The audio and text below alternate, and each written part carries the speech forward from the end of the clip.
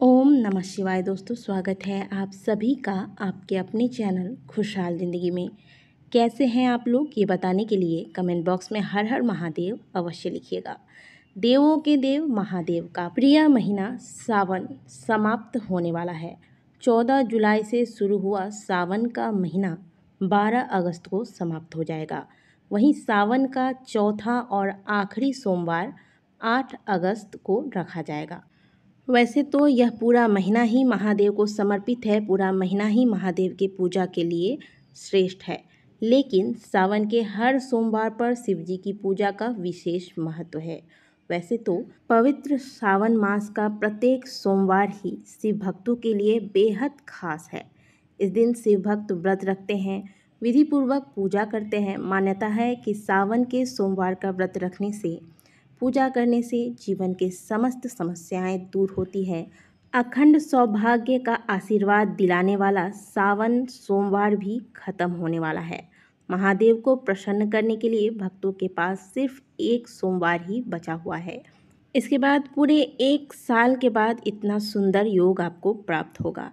इसीलिए जो अंतिम सोमवार है, इसमें अगर आपने अभी तक व्रत नहीं किया, महादेव के मंदिर नहीं गए, आपने इस बार रुद्राभिषेक नहीं कराया, महादेव का अभिषेक नहीं किया, तो यह अंतिम सोमवार आपके लिए बेहद शुभ योग लेकर आया है। इस दिन किए गए कुछ विशेष उपायों द्वारा महादेव की पूजा आराधना आपके समस्त मनोकामनाओं को पूर्ण करती है। इस बार श्रावण मास के अंतिम सोमवार पर रवि योग बन रहा है। यह योग 8 अगस्त प्रातःकाल 5:46 पर शुरू होगा और यह दोपहर 2:37 तक रहेगा। रवि योग पूजा, उपाय, खरीदारी आदि कामों के लिए बहुत ही खास माना जाता है। साथ ही 8 अगस्त को सावन के अंतिम सोमवार को श्रावण शुक्ल पक्ष की एकादशी तिथि होगी, जिसके चलते इस दिन पुत्रदा एकादशी का व्रत किया जाएगा। 8 अगस्त को सूर्योदय ज्येष्ठा नक्षत्र में होगा। सोमवार और ज्येष्ठा नक्षत्र के मिलन से पद्म नाम का शुभ योग बनेगा, जो दोपहर 2:37 तक रहेगा। श्रावण मास के अंतिम सोमवार को रवि और पद्म नाम के शुभ योगों में शिव तथा विष्णु की पूजा भक्तों के लिए काफी शुभ फल देने वाला होगा तथा भक्तों की मनोकामनाएं पूर्ण करने वाला होगा। पंचांग के अनुसार 12 अगस्त को श्रावण मास का अंतिम दिन रहेगा। इसके साथ ही श्रावण मास का समापन होगा। तो दोस्तों, यदि आपने अभी तक महादेव को प्रसन्न करने के लिए कुछ भी नहीं किया है, तो यह आखिरी मौका है आपके लिए। आज के दिन हम आपको बताने वाले हैं एक बहुत ही सुंदर सा उपाय, जिसे कोई भी कर सकता है। बड़ा ही आसान सा उपाय है। और कुछ उपायों में तो ऐसा भी होता है कि आपको सामग्रियां प्राप्त नहीं हो पाती, लेकिन यह उपाय ऐसा है जिसके लिए आपको सामग्री भी कहीं बाहर से खरीद कर नहीं लानी होगी। प्राय लोगों के घर में ये सारी सामग्रियां होती हैं और इसके साथ ही आपको करना है एक छोटा सा उपाय। श्रावण के अंतिम सोमवार के दिन प्रातःकाल जल्दी उठें। उठने के बाद स्नान इत्यादि क्रियाओं से निवृत्त होकर शुद्ध वस्त्र धारण करें। सबसे पहले सूर्य नारायण को अर्घ्य दें। अब आपको महादेव के मंदिर जाना है। महादेव के मंदिर जाने के लिए आपको 2 लोटा जल ले लेना है। यह जल आप तांबे के लोटे में ले सकते हैं। शुद्ध जल भर के रख लें। इसमें आप थोड़ा सा गंगा जल मिला दें। गंगा जल मिलाने के लिए इसलिए कहते हैं ताकि यह जल जो है वह पवित्र हो जाए, शुद्ध हो जाए। लेकिन अगर किसी के पास गंगा जल नहीं है तो फिर कोई आवश्यकता नहीं है। यह मूल सामग्री में नहीं आता। उपाय करने के लिए आपको केवल शुद्ध जल लेना है। यदि है आपके पास गंगा जल तो इसमें अवश्य मिला दीजिएगा। अब इस जल के लोटे में आप थोड़ा सा इत्र मिला दें। गुलाब का इत्र अगर आपको मिल सकता है तो ज़्यादा अच्छा होगा। इत्र यदि नहीं है तो गुलाब के पुष्प की पंखुड़ियाँ तोड़कर इसमें मिला दें। अगर गुलाब का पुष्प भी नहीं है तो जो भी सामान्य पुष्प आपके पास हैं, याद रखें कि केतकी का पुष्प नहीं होना चाहिए, जो कि महादेव को अर्पित नहीं किए जाते हैं।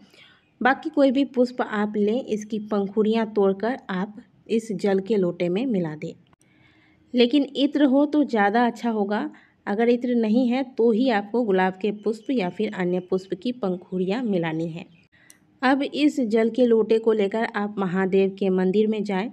मंदिर जाते वक्त निरंतर महादेव के नामों का चिंतन करें। ओम नमः शिवाय या फिर श्री शिवाय नमस्तुभ्यम का जाप करते हुए मंदिर जाएं। अब महादेव के मंदिर में जाने के बाद आप महादेव के मंदिर में उनके शिवलिंग का दर्शन करें, त्र्यंबकेश्वर महादेव का स्मरण करें। अब आपको महामृत्युंजय मंत्र का जाप करना है। अच्छा, एक बात का ध्यान आपको अवश्य रखना है कि महामृत्युंजय मंत्र का जाप कभी भी उच्च स्वर में जोर जोर से आवाज़ करके नहीं करना चाहिए। आप मन ही मन महामृत्युंजय मंत्र का स्मरण करें, जाप करें। और अगर महामृत्युंजय मंत्र का जाप आप नहीं कर पाते, आपको नहीं आता है, तो आप ओम नमः शिवाय का जाप करें, और नहीं तो आप श्री शिवाय नमस्तुभ्यम का जाप करें।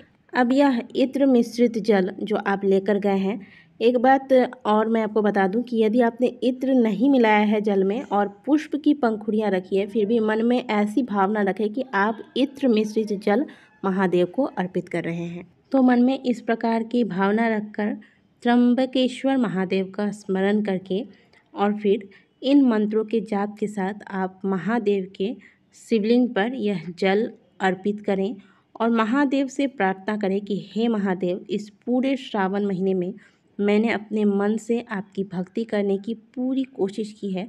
इस पूरे श्रावण महीने में यदि किसी दिन आपकी पूजा आराधना मुझसे छूट गई हो, किसी कारणवश पूजा छूट गई हो, कोई कमी रह गई हो पूजा में, तो दोस्तों आपको पता है कि जिस प्रकार से श्री कृष्ण भगवान ने महादेव की पूजा आराधना की थी और एक कमल का फूल कम हो गया था, इस वजह से कमल नयन ने अपने नेत्रों को ही निकालकर महादेव को समर्पित कर दिया था।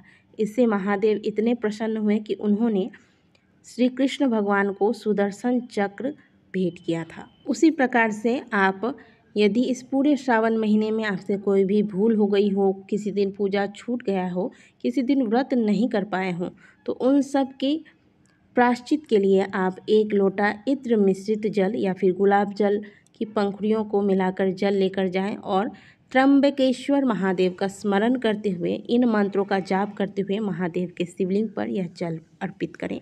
आप 2 लोटा जल लेकर जा रहे हैं तो दोनों ही हाथों से आप इस जल को महादेव के शिवलिंग पर एक बार में ही अर्पित करेंगे।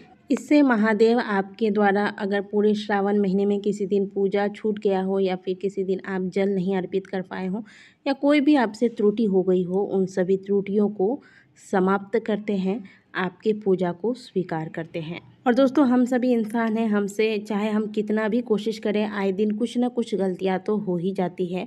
पूरे श्रावण महीने में कहा जाता है कि व्यक्ति को अपने विचार शुद्ध रखने चाहिए, अपने कर्म शुद्ध रखने चाहिए, लेकिन लाख कोशिशों के बाद भी हमारे द्वारा कुछ ना कुछ पाप हो ही जाते हैं, कुछ ना कुछ अपराध हो ही जाते हैं। इसलिए श्रावण के अंतिम सोमवार पर आप सभी यह कार्य अवश्य करें।